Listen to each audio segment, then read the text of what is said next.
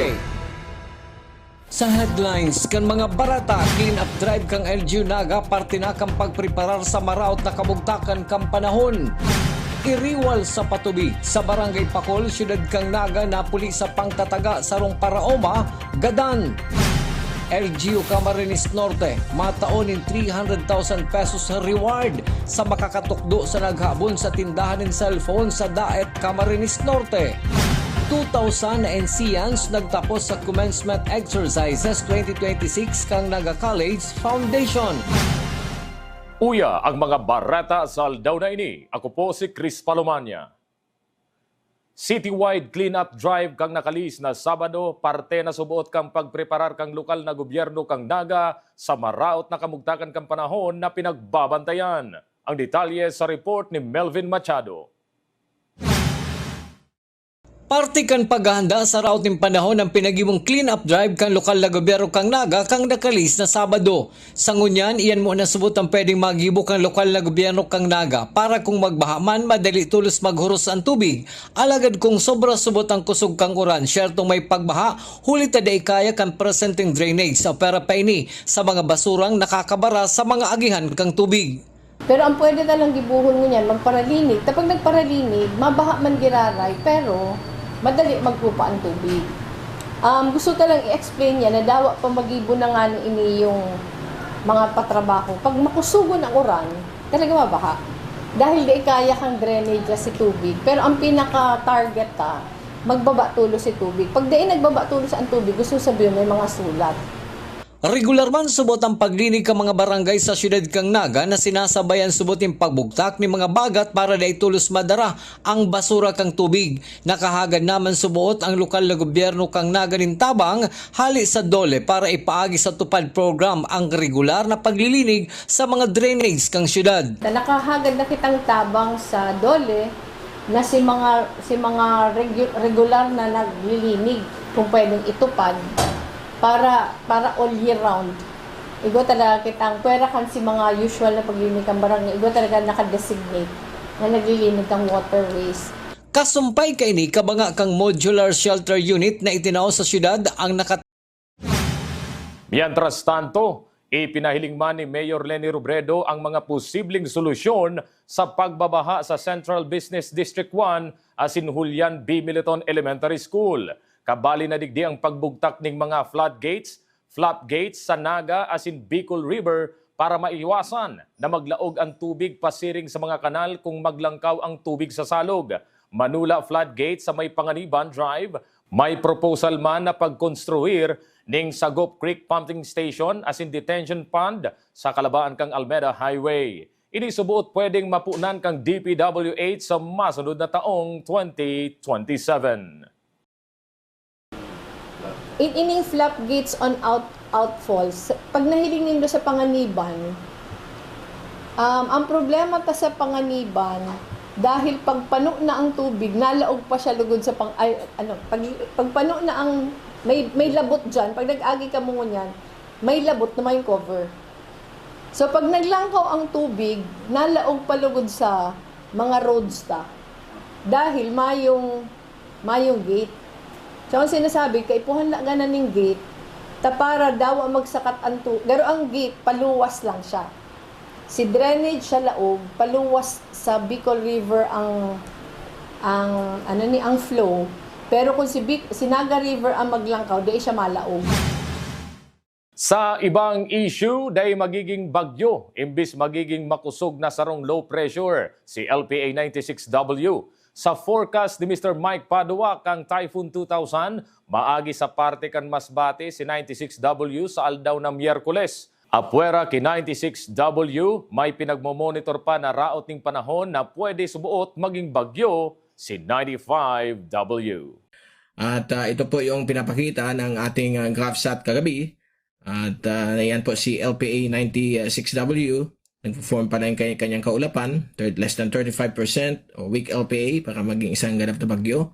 At ito yung isa na in-upgrade na sa medium chance. Ito ang posibleng maging ganap na bagyo sa sunod na 2 araw. At ito naman po yung mahinang habagat, concentrated dito sa may bahagi ito po ng Kalayaan Island Group at Panatag Shoal.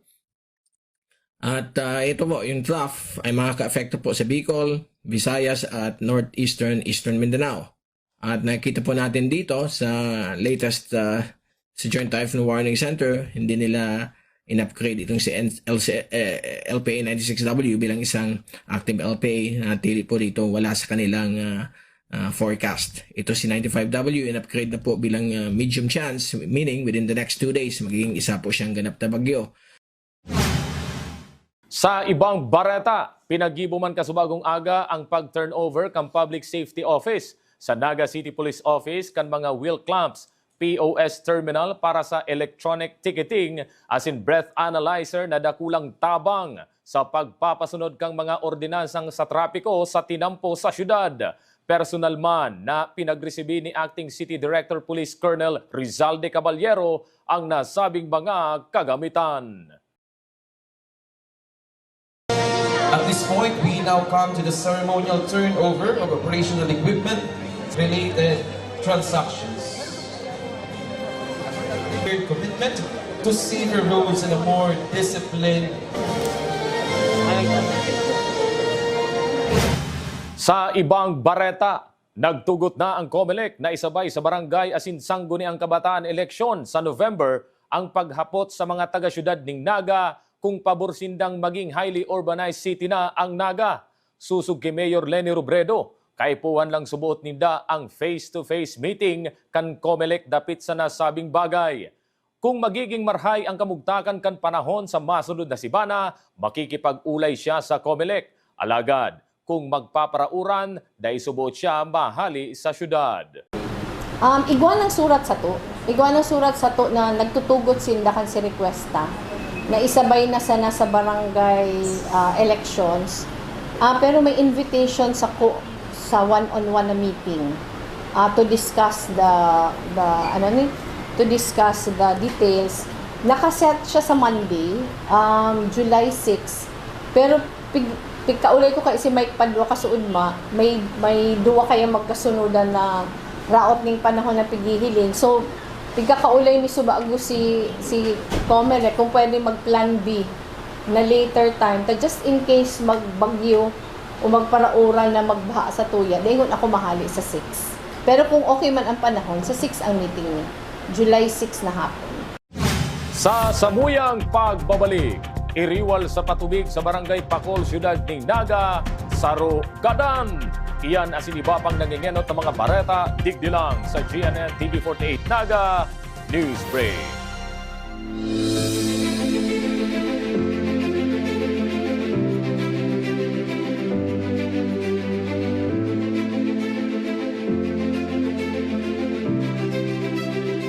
Different backgrounds, one premier education. Here, there are no borders. This is our school. This is our home. Beyond borders, beyond barriers, from Bicolano dreams to international horizons, NCF is where everyone belongs.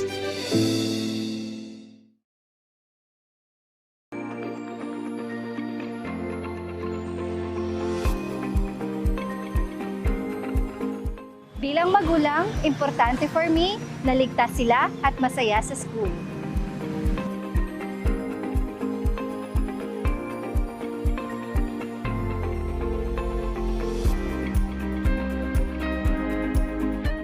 At NCF, the energy just feels right.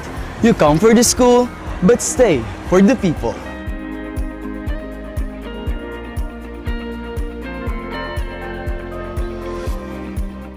Dito, we learn independence, pero solid pa rin ang support system.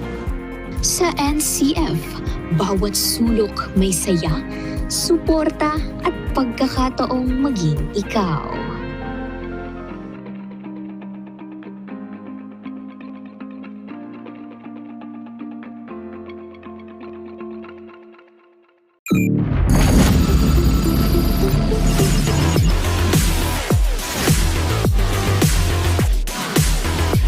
Invest in your dreams. We'll handle the innovation-powered excellence. This is how we lead the future.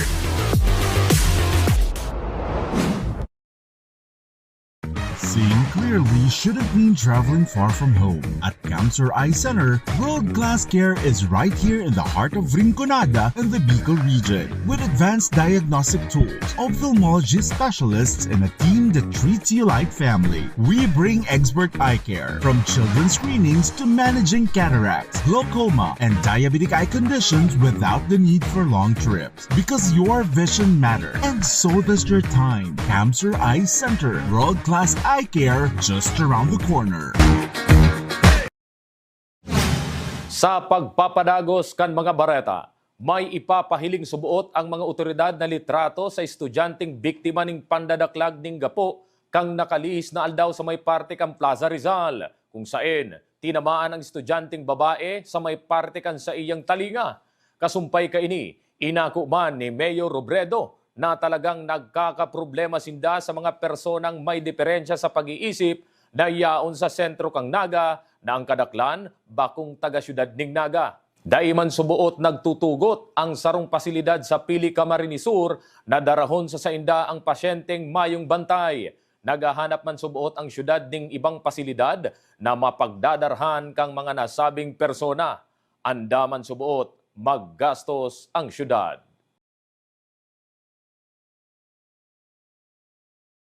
Igawa na kitang several na pigdara kang CSWD sa Bicol Medical Center sa Pili.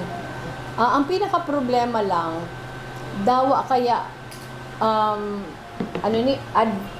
piga-advise na for confinement. Di sinda nagtutugot kung mayong family member na mabantay. Kadaklan sa pigdadarata, mayong known na family member. Di man kaya kang si SWD na mag-delegate talaga ni sarong tao na mabantay sa sarong pasyente.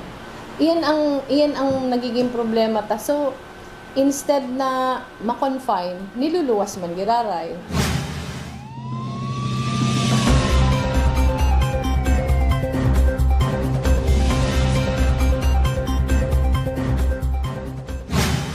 Sa police report, iriwal sa patubig sa barangay Pacol, Syudad ning Naga, napuli sa diskusyonan asin taragaan.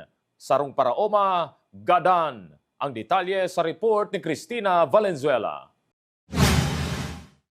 Huli kang iriwal sa patubig sa uma. Gadan ang 59 anyos na paraoma kang Zone 7 Sitio Tiripon sa barangay Pacol, Naga City. Kang inipagtatagaon ni alias Poldo kang nakalis na Sabado sa nasabing lugar. Sigun ki Police Captain Jonathan Hapa, Station Commander kang Naga City Police Station 4, si alias Poldo ang enot na nagpakaray kang patubig. Alagad hulit na sa inutan ang umakang biktima, naggibo inining paagi para makakuama ng tubig. Nakiulay man ang sospek kung pwede subuot makadalihig ang tubig pasiring sa iyang umahan. Alagad huli kan mainit na panahon, naging tensyonado ang uruli kan duwa na nagresulta sa tagaan. Sa sobrang anggot subot kang sospek, niluwas kaini ang daradarang sundang asin pinagtataga ang biktima. Yung naging dahilan po at naging kausa ng insidente doon sa Zone 6 Barangay Pacol, Naga City, nagkaroon po sila ng alitan doon po sa irrigation ng kanilang palayan, kung saan sa kanilang pagtatalo doon sa irrigation ay nauwi ito sa ganitong insidente ng tagaan. At yun po, sa sobrang galit ng suspitsado ay bumunot siya ng kanyang itak at pinagtataga itong biktima hanggang mamatay. Po si suspect ay siya po yung una na nag-ayos doon sa patubigan. At ito naman si biktima dahil yung palayan ng biktima ay sa unahan ng suspect ay gumawa ito ring paraan para makakuha rin ng tubig. So si suspect nakiusap sa biktima na mag-share sila ng tubig. Makadaloy din yung tubig papunta sa palayan ng suspect. Yun nga, sa kalagitnaan ng init ng araw doon sa palayan, hindi na sila nagkaroon ng pagkakaunawaan at ito ay humantong sa tagaan. Sa investigasyon kang mga otoridad, Dakul na tama ning taga sa lawas ang sinapo kang biktima. Alagad ang tama sa iyang liog ang ikinagadan kaini. Base po sa observation namin doon sa crime scene na marami pong multiple hack wounds yung biktima. Pero yung fatal na injury na natamo ng biktima dito po sa liig, sa kanya pong liig, yun po yung naging sanhi ng kanyang pagkamatay. Sa ngunyan, nasa custody kang Police Station 4 ang suspect as sinahampang sa kasong homicide. Para sa Janan TV 48 Naga, Cristina Valenzuela, Newsbreak. Mientras tanto, matapos maembwelto ang duwang paraoma kang Barangay Pacol, Naga City sa Taragaan, kung saan ang biktima asin sospek dai nagkaintindihan sa patubig sa uma. Pagirumdom ni Police Captain Jonathan Hapa, Station Commander kang Naga City Police Station 4 na permiso buot maging kalmado sa gabos na oras. Sigun sa opisyal, dai subuot mareresolberan kang paggamit ning patarom ang anuman na dai pagkakaintindihan. Kaipuhan na kontrolon ang sadiri, asin ang init kang payo, urog na ngunya na mainit man ang panahon para maiwasan ang iriwal o makagibo ning krimen. So bali po yung kapulisan, lalo na po yung himpilan ng Police Station 4 ay may paalala po sa ating mga kababayan dyan na maging mahinahon po tayo sa ating mga actuation. Bali po hindi naman po lahat ng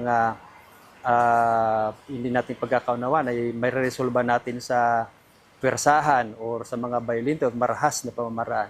Ito po ay kailangan natin na kontrolin po natin yung sarili natin. Kasi mahirap po na pag nailabas na po natin yung galit natin at mauwi po ito sa karahasan, lalo na pagkasawi ng buhay, ay pagsisisihan po natin ito at ipapatupad po namin yung kung ano po yung sinasabi ng batas. At sigurado po, mapaparusahan po kayo. So yun, na maging mahinahon lang po tayo, maging mapagkumbaba, maging mapag-ano natin sa sarili. Isipin po natin yung sarili natin at pamilya na pagkatapos ng araw na ito ay walang malaking problema tayo naharapin. Sa ibang police report, Naga City Police Office nakapagrehistro ning 4 na anti-illegal drug buy-bust operation kang nakalihis na simana, asin may 5 sospek ang naaresto. Ang detalye sa report ni Cristina Valenzuela. 4 na positibong anti-illegal drug buy-bust operation ang nagibo kang Naga City Police Office sa nakalihis na sarong simana. 5 drug personalities man ang naaresto kung saing gabos ini na sa angatanan ng kaso asin da itinugutan kang korte na makapagpiyansa. Meron tayong 4 positive operation na buy-bust operation. Ito ay meron tayong nahuling 5 katao at lahat ng kasong ito ay na-file na sa korte, sa piskal. Ang lahat ng na-file nating kaso ay nahalos na kung ano yun, bali 5 tao ang napailan natin ng kaso. Yan ay no bail kasi selling. Ibig sabihin, nagbibinta. Any amount or no amount, kahit kunti yan o malaki, ay no bail yan. Basta nagbibinta ka ng illegal na droga. Uminabot sa 180 grams ng shabu ang kabilugan na nakumpiskar kang Naga City Police Office sa mga suspetsado. Yao na iningunyan sa Naga City Forensic Unit. Nasa more or less sa lahat-lahat ng operation natin for the week, nasa more or less 180 grams. At ang yung ating mga nakumpiskang illegal na droga ay na subject na rin yan for evaluation ng forensic unit. Mientras tanto, inako ni Police Lieutenant Colonel Elmer Azores na hastangon yan dai pa nauubos ang illegal na droga sa Naga. Dawa sunod-sunod ang mga police operation kang Naga City Police Office.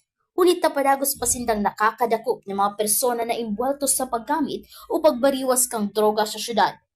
Sabi kang opisyal, nakadepende man ang operation sa namomonitor kang PNP. Masasabi tang igwa pa dahil kita igwang mga nadakop, igwa kita mga nakukumpiska. Kaya yan man sa tuyang panawagan, sa tuyang kapulisan, as in ang local government unit, na punduhan ang araw kayo ng mga gawaon. Tayan ay day maganda sa inot sa lawas, pangadwa sa kwanta sa mga kababayan ta na maapektuhan.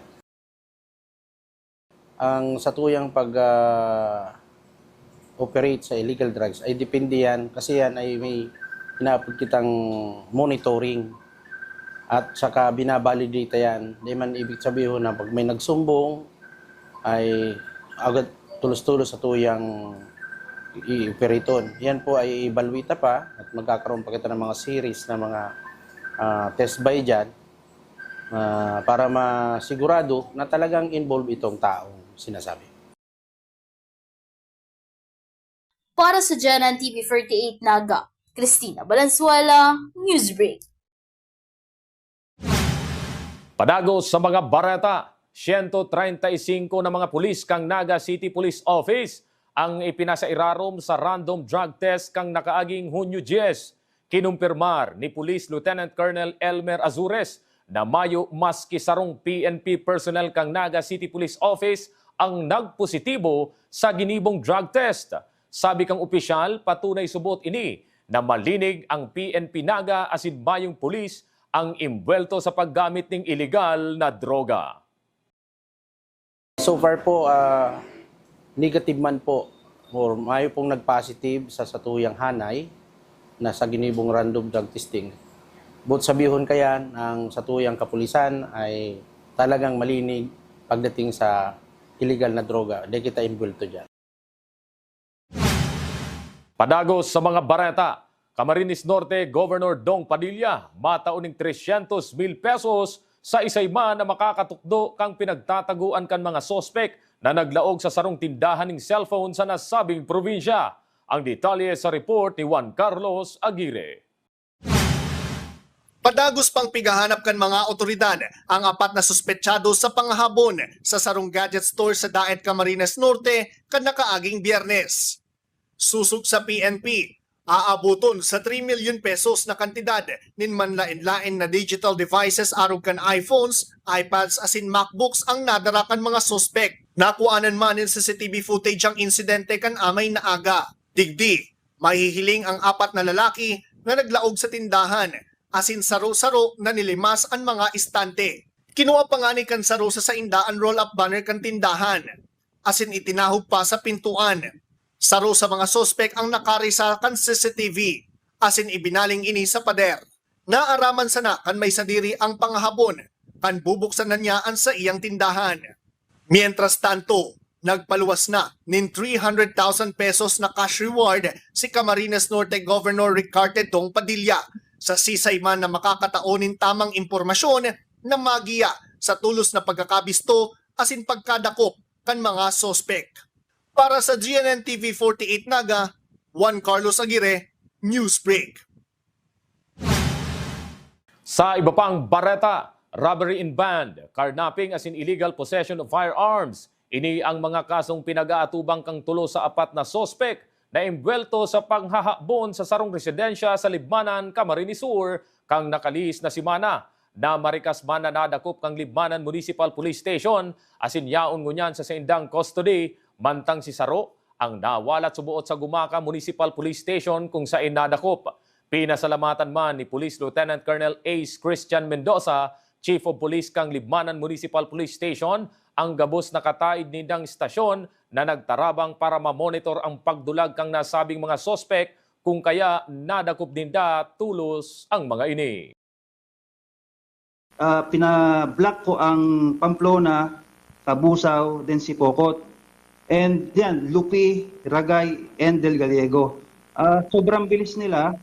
Nagkasaba na huli na buntutan sila is agad-agad sa Lupi na. So from there, pasa na yan hanggang Ragay, Del Gallego at doon na nangyari. So pasalamat ako sa mga personnel, kay Chief of Police din ng Ragay MPS. Siya ang kasama ko buong magdamag kakahabol ng mga yan. And also personnel from Lupi. And yung border control point natin sa Del Gallego, hindi nakalusot yung dalawang sasakyan na ito. Salamat po sa lahat na nag-cooperate. Padagos sa mga bareta, 2,000 na NCians ang naggraduar sa katatapos na Commencement Exercises 2026 kang Naga College Foundation. Ang detalye sa report ni Campus Correspondent Jobert Azur. Para sa sarong estudyante, bako lang sarong simpleng pangarap ang makapagtapos ng kolehiyo. May katampad ining pagkatyaga as hindi matatawadang sakripisyo. Sa likod kan kada diplomang sa inang pinagresibi, nakasurat ang mga bangging pagpupuyat, mga kadipisilan na sa indang nalampasan, asin mga pangarap na day sinukuan. Kana kaaging simana, ginibo ka Naga College Foundation ang 79th Commencement Exercises, kung sa informal na pinag-ako ka na sa 2,000 na ensyano ang sa indang mga diploma. Ang seremonya, naging selebrasyon kan mga pangarap na natupad asin resulta kan sa indang mga sakripisyo. Siyempre, happy din. Para sa gabos, happy ta. Siyempre, isa man ang day ma-happy sa araw ganang sitwasyon, di ba? Siyempre, sa dakol na struggles na siyempre, day man perming perfect, lalo na sa financial, no, di ba? Kaya happy maraming nakaabot sa araw ganang sitwasyon. Day gabos, siyempre, pinalad na maka-araw ganang. Kaya super happy.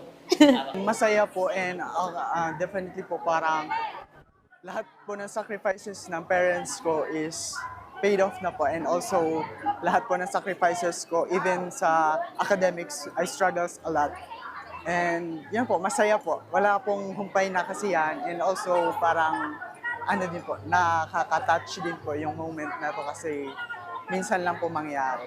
Magkakahiwalay man tayo in the future, however, isa lang yung goal natin, which is yung magtagumpay. Para man sa mga magurang, ang aldaw na ini bungakan sa indang paghiya, sakripisyo asin daing sawang pagsuporta sa pagtupad kan pangarap kan sa indang kaakian. As a parent, I make sure na I am always present sa mga activities ng anak ko, be it academic or extracurricular, because siguro yun lang din ang maibibigay namin na support sa kanya.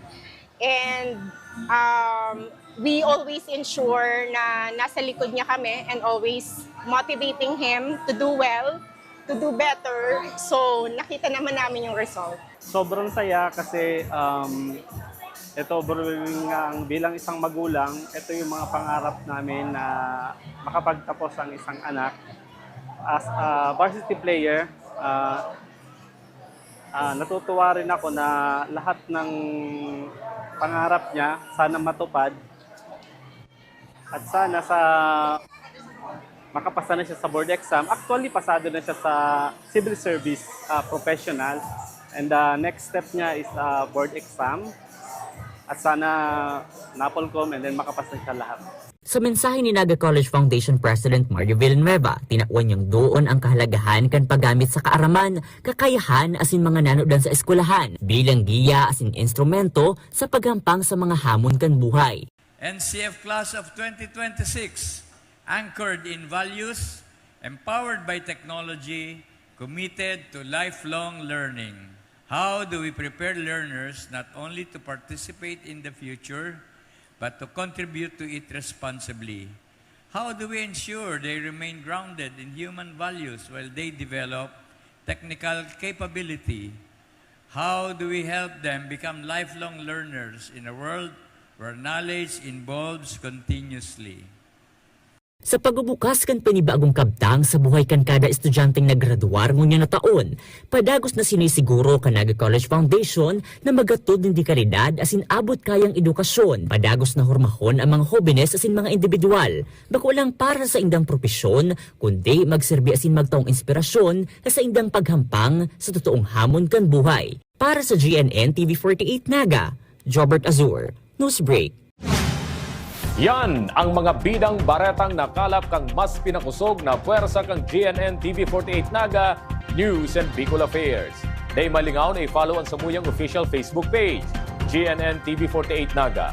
Padagos kaming mahatod ng mga baretang garantisadong nangigenot asin napapanahon. I-hit ang subscribe button sa samuyang official YouTube channel, GNN TV48 Naga, para updated kita sa mga bareta asin istoryang bida ang Bicolano. Ako po si Chris Palomania, asin ini ang GNN TV48 Naga Newsbreak. Sa NCF, Tambayans are not just tambayans. They are a place to vibe with your people. It's where tigers connect. And sometimes, it's also the best place para huminga.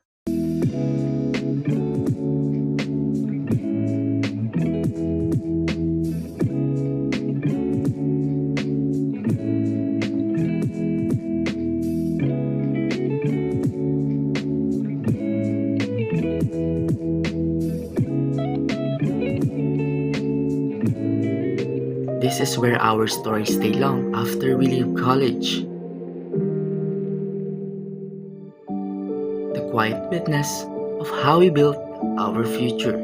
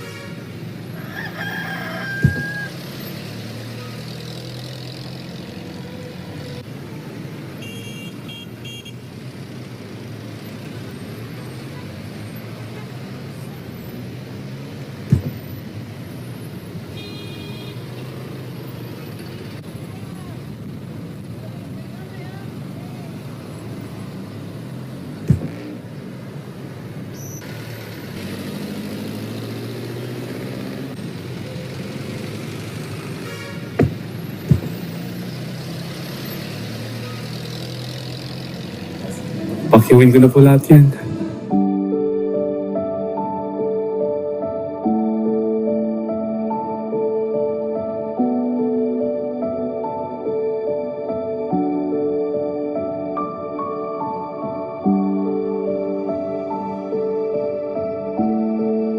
Humble beginning, global end.